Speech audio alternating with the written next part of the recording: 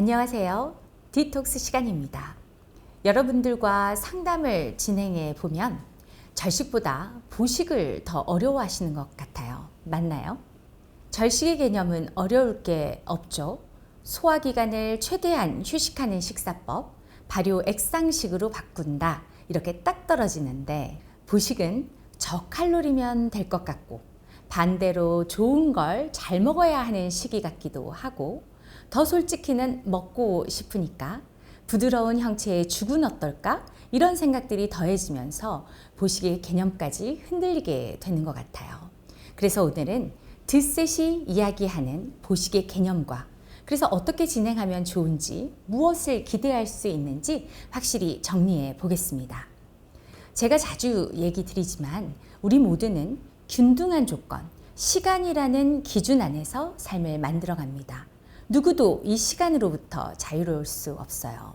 특히 건강은 시간을 어떻게 관리하느냐와 딱 맞닿아 있는 결과입니다.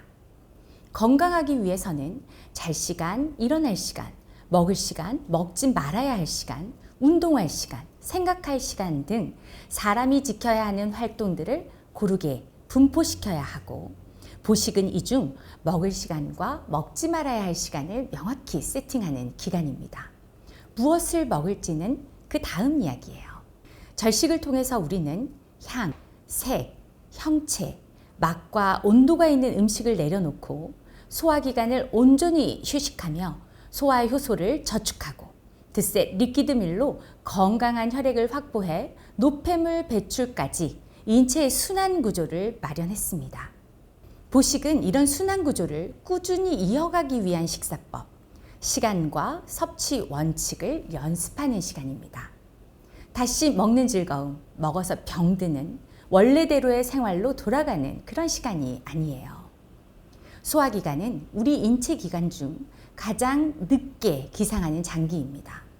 100조 개의 세포 조직들이 하루의 활동을 개시하고 나서 서너 시간이 지나야 소화기관은 본연의 업무인 소화, 바로 음식물 발효가 가능해져요. 기상 후 서너 시간 후부터 소화가 가능하다는 것이지 아주 잘할 수 있다 이런 얘기는 아직 아니에요.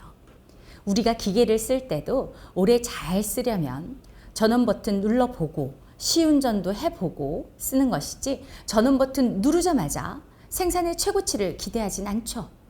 그래서 보식기간에는 소화기관의 효율이 적은 오전은 절식을 그대로 유지하시고 신진대사율이 최고치인 점심시간을 정해서 지키면서 식사 연습을 시작합니다. 보식 역시 식사 시간 엄수가 식단보다 우선이라는 것, 이제 그만 얘기 드려도 되겠죠?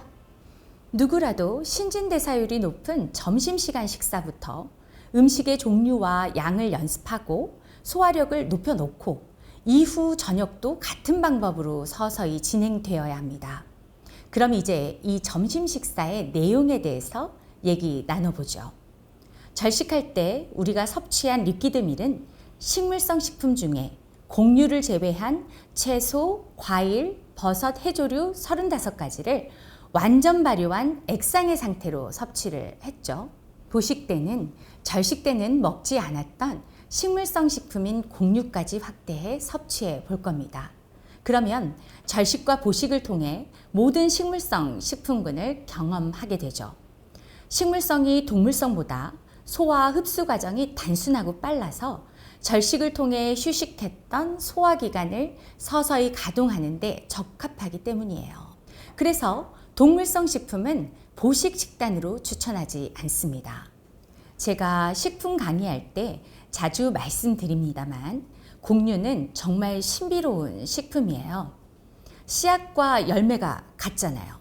보통 씨앗을 심으면 다른 형체의 열매를 맺는데 곡류는 씨앗과 똑같이 생긴 열매를 수만 개씩 생산하죠. 그래서 사람의 생명세포인 정자와 비교해 그 파워를 이야기하고 따라서 반드시 드셔야 하는 필수 식품이지만 섭취에 주의를 기울여야 하기도 합니다. 드셋 파우더밀은 이런 곡류를 소화기관의 부담이 최소화되도록 직접 누룩을 띄워 발효해 효소화 작업을 거친 발효 곡류 효소식이에요. 그러니 보식은 파우더밀로 하셔야 합니다. 생김이 아무리 비슷한 분말이라도 인공적인 가미가 더해지고 인위적인 분쇄 과정을 거친 시중의 단백질 파우더와는 완전히 달라요. 또 죽도 곡류이고 부드러우니까 드세 파우더밀 대체식으로 어떤지 물으시는데 죽은 아무리 좋아도 가열식이죠. 가열을 했으니 곡류의 효소는 죽었고 따라서 소화기관의 소화효소를 풀 동원해야 소화가 되는 음식이죠. 보식 과정이 필요한 소화기관은 가열식을, 그것도 파워풀한 곡류 가열식을 소화할 준비가 되어 있지 않습니다. 발효된 파우더밀을 드시고도 소화에 추가적으로 도움이 되는 애프터밀을 섭취하시도록 그렇게 소화기관을 마저 애지중지하는 단계가 보식인데 팔팔 끓인 곡류 가열죽이라니요. 그건 안 됩니다. 정리하면 보식 시작은 소화기관이 소화를 연습하기 좋은 점심 한 끼만 소화에 아주 용이한 형태의 드세 파우더밀로 시작하시고 나머지 시간은 그대로 리퀴드밀로 마저 소화기관을 휴식해 주세요. 보식 3일차 정도부터는 효소가 살아있는 생식, 샐러드를 추가해서 드시고 혹시 생식처럼 찬 음식이 잘 맞지 않는 분들은 부드러운 잎과 열매부터 야채찜을 더해보시고 꼭 소화효소 드셋 애프터밀은 섭취하셔야 합니다. 이렇게 일주일 절식, 일주일 보식을 완성하시고 나면 점심은 일반식으로 바꿔서 시간과 양을 잘 지켜서 드시고 이제 저녁 식사를 리퀴드밀에서 파우더밀로 바꿔보세요. 3일 정도 후부터는 점심 식사 보식 때처럼 샐러드나 찜 야채도 더해 보시고요. 일상에서도 저녁 식사는 파우더밀처럼 순하게 효소화 작업이 된 발효식으로 꾸준히 드시는 것도 정말 좋은 식이 습관입니다. 저녁엔 누구라도 소화력이 달리고 수면을 위해 섭취를 최소화하는 것이 좋으니까요. 절식과 보식은 동일 기간을 추천드리지만 절식 기간이 짧으면 짧을수록 보식 기간을 길게 가져가시면 더 좋습니다.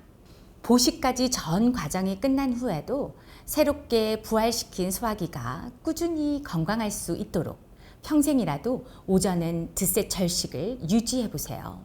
이것이 바로 드셋의 데일리 프로그램입니다. 일주일 중 하루라도 정기적으로 소화기관을 휴식하는 드셋 데이. 또 생활 중에 감정과 식사의 균형이 깨져 스트레스나 소화장애가 올 때에는 소화기관을 긴급 구조하는 3days 절식을 수시로 하시고 특히 여자분들은 매달 생리가 시작될 때 3일씩 절식을 해보세요. 생리도 노폐물이기 때문에 깨끗하게 배출되어야 자궁 건강에 좋아요. 드셋이 큰 도움이 될 겁니다. 보식에 대한 개념이 좀 정리가 되셨나요? 언제라도 드셋에 대해, 건강에 대해 궁금하신 내용은 홈페이지 게시판, 개인 맞춤 상담이 가능한 카카오톡 채널, 인스타그램 댓글과 DM으로 남겨주시고 좋은 정보를 꾸준히 만나실 수 있도록 좋아요, 구독, 알림 설정 부탁드려요. 여러분, 드셋 하시고 건강하세요.